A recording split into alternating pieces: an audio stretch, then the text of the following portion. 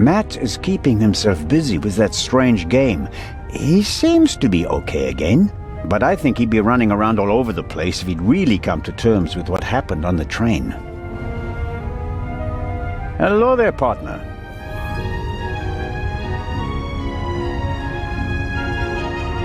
Hi. Are you all right? Uh-huh.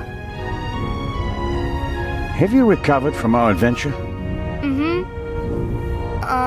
Mr. Zellner, Hmm? what's going on? What do you mean? Everybody's acting so strange, and there's tape across that door. I saw that in a movie once. You don't have to be worried. Is it about the man from the train? It might be about the thief, yes. Haven't you caught him yet? I'm working on it. Okay. I heard you and your mom used to argue a lot. We did. Everything was bad. The house, school, the other kids.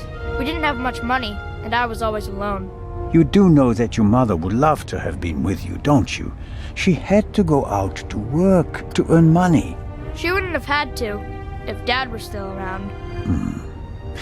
And how do you get along with her now?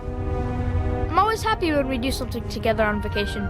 She has more time for me now, and I like my boarding school. I have lots of friends, and the teachers aren't so bad. Your mother and Professor Lucien seem to be on very good terms with each other. Don't you like him? Don't know. He seems to be very nice. I guess.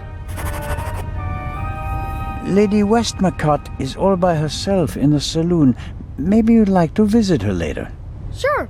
The lady tells exciting stories. I know. She's my favorite writer. She told me that it's not much fun to write detective novels. She'd rather write something else, but her fans always want the same thing. They made her rich and famous. I told her to write what she wants to write. If it's good, someone will buy it. And if not, at least she had fun writing it. Then she smiled and nodded. She said it was a good idea. What are you playing there? I'm playing shuffleboard. At least I'm trying to. Never played it before. It's easy. Professor Lucien explained it to me. And who won? We didn't play. You didn't want to play with him, did you? Do you want to play a game with me? Sure. I think you'll have to explain the rules to me first. Okay. You play with the blue pucks and I play with the red ones. You have to push the pucks with this stick into the zone over there and score as many points as possible. Sounds easy. How many pucks do I have? 6. Now here comes the kicker. First it's your turn, then mine, and so on. But everyone is allowed to shoot the other person's pucks out of the zone. Then let's get started. Oh yeah. What are we playing for? I thought we'd just play for fun. That's boring. We have to bet something.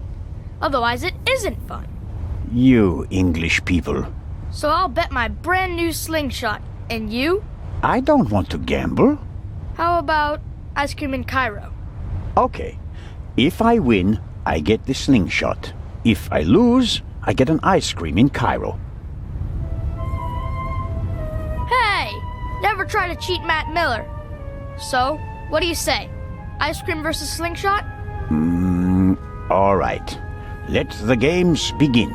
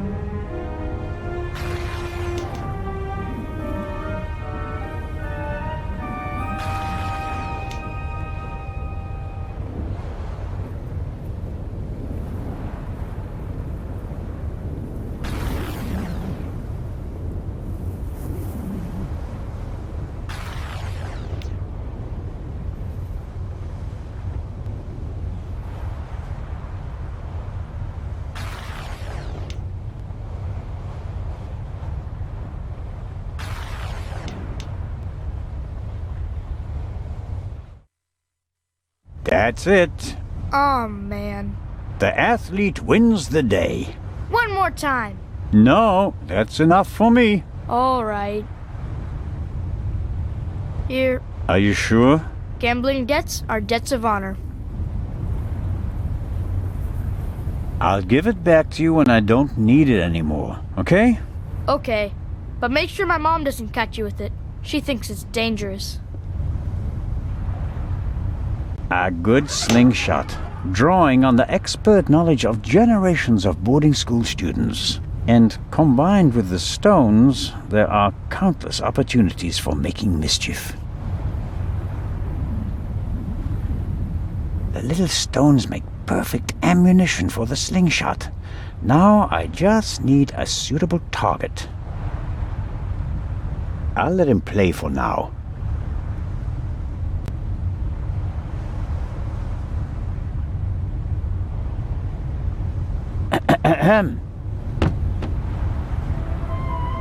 What do you want? Inspector Legrand is questioning the first of the passengers in the saloon. And?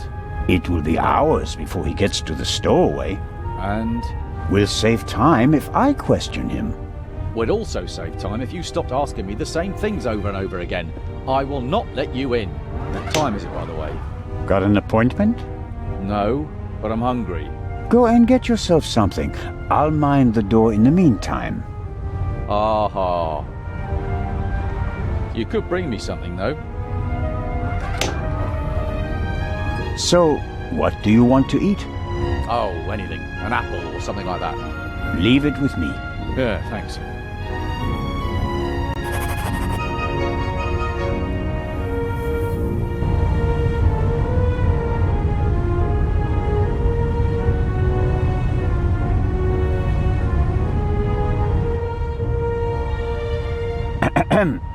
Still hungry? I hope that's not a rhetorical question. Did you get me something to eat? Still working on it. Well, do let me know once you've solved that difficult problem.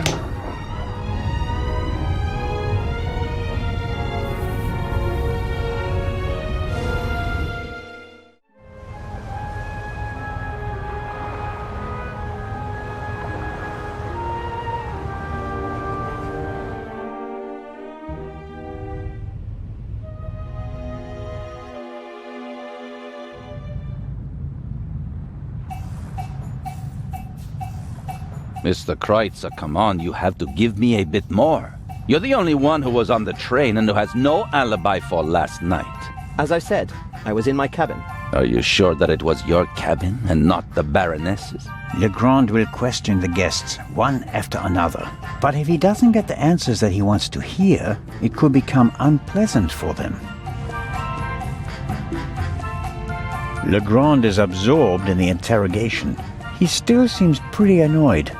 The violinist seems to be bearing the brunt of it. Legrand will attend to the interrogations, and I'll handle the investigation. I won't talk to him again until I'm ready to present the murderer.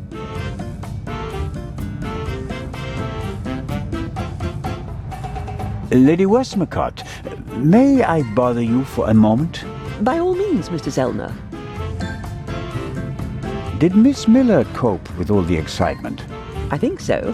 But what happened on the train was quite a shock for her. She wouldn't be able to go on if something happened to Matthew. She's worried about him. He's all she has. It breaks her heart that he lives at a boarding school and can't always be with her. But she sets her wishes and needs aside so that he can get a good education. That's her way. Where is Matthew's father? Gone. Run off. Ran away from his problems again. He drank a lot. More and more after each setback. It's better for both of them this way. He left her. She couldn't have borne it. She loved him and wanted to stick by him. She fell out with her family over him. They couldn't understand her. And when he left her, the ground opened up beneath her feet. For 2 weeks, she was as good as dead. If she didn't have Matthew, she'd be dead. You seem to know a lot about it. I mean, about the time before Miss Miller began working for you. I have my reasons. And Matthew, do you care as deeply about the children of your other employees? If you fail with your own child, you hope to do better with others, Constable. And the idea to send Matt to a boarding school Was mine. Matthew idolized his father and blamed his mother for the fact that he wasn't around anymore. I was afraid the situation would escalate if he had to live on a country estate alone with his mother and some old people. I think I was right. He quickly made friends at boarding school. He's popular, well-liked, a real athlete according to his teachers, and his relationship with his mother has improved as well. He's headed in the right direction. How is the questioning going? Are you implying that I'm an eavesdropper? The inspector is placing a lot of pressure on our dear Mr. Kreutzer. He's the only one who was on the train and who doesn't have an alibi for last night. Perhaps. But him? A murderer? I know people like him. He doesn't have enough backbone to kill someone in cold blood and remain so calm. He'd turn it into a drama and then a farce, drink himself insensible, and then, railing at fate, pitch himself into the sea. Forget him. Legrand is wasting his time. Mr. Kreutzer just happens to be a perfect fit for the inspector's image of the Raven. Athletic, cultured, moves among the rich and famous. I'll eat his violin if he's the Raven or the murderer. Miss Miller told me that you have a valuable manuscript with you. That is correct. An unpublished Part 2 novel. The manuscript must be worth a fortune. Oh, it's not just any Part 2 novel. I wrote it 20 years ago, but it will only be published after my death. It's Part 2's last case. Maurice Part 2 dies. You're going to kill him off? I already have. And I enjoyed it. Madam. I was so sick of writing one Part 2 novel after another. I was keen to stick a knife in his guts. And so, 20 years ago, I did. Of course, I didn't want to disappoint my fans, so I let him solve case after case. But at least I was certain that he'd never escape me, that in the end, I would get him. I understand. Let's just hope that this novel remains unpublished for many more years. I have to be going, Lady Westmacott. Please keep me informed, Constable Zellner. Of course.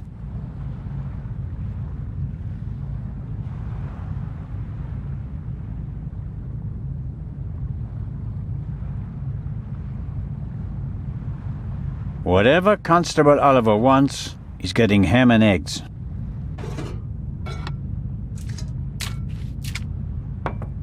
And just a pinch of salt for our friendly constable. Good.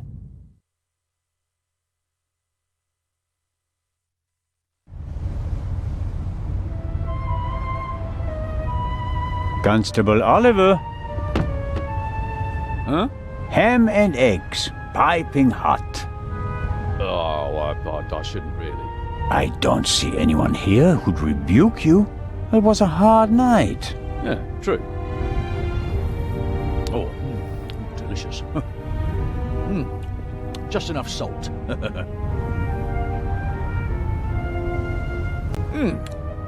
Oh, that was good of you. Cheers. You don't expect me to wash your dirty dishes as well, do you? Oh, of course not, Your Majesty. Oh, that was a proper meal and no mistake.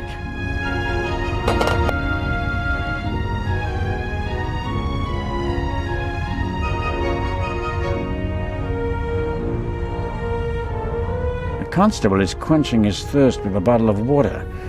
You'll have a problem when it's empty, but I can't wait that long.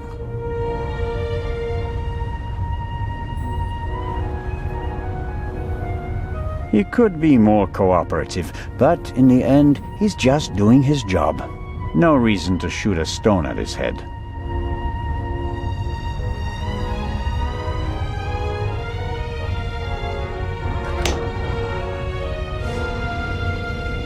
All right.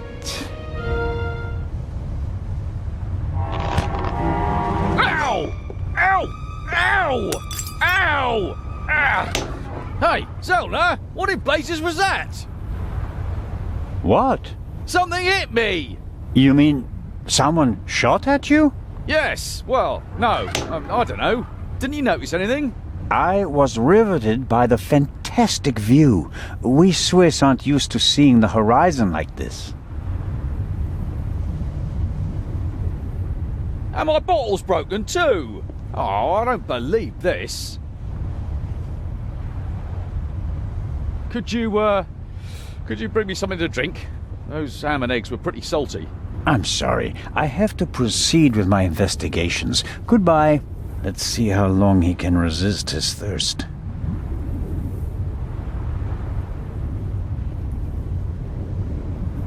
Not long at all.